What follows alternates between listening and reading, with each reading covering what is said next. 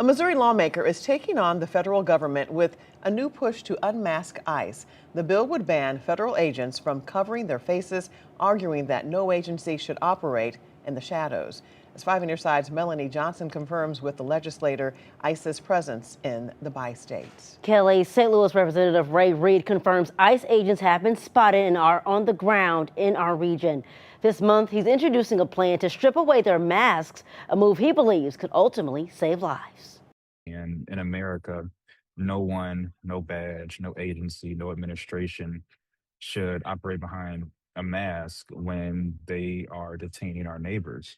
He's one of the youngest lawmakers in the state, taking on ICE and the Trump administration. My number one priority as an elected official in the state of Missouri is to keep my constituents safe across the state. St. Louis House Representative Ray Reed of Brentwood, Maplewood, and parts of Afton introducing House Bill 2520. The legislation would ban ICE agents from, quote, wearing a facial covering that conceals or obscures his or her facial identity on duty.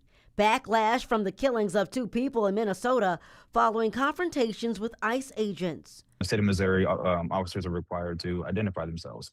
And it's not asking too much for federal agents to hold themselves to the same standard. Rippling across the river in Belleville, Illinois, Saturday. 2 protests by the country's youngest citizens. Student walkouts in Webster Groves, Kirkwood, and across the nation. The cancer that we're dealing with is sanctuary city policy.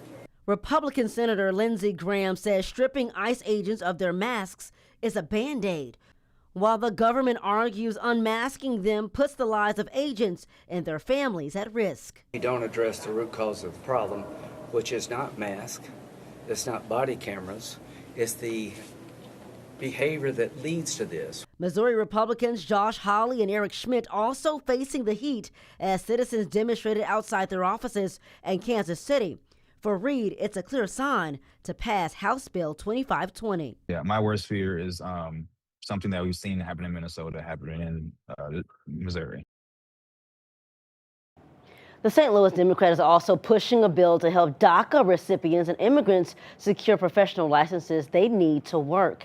If his proposal to unmask ICE agents passes, it's set to take effect in 2027.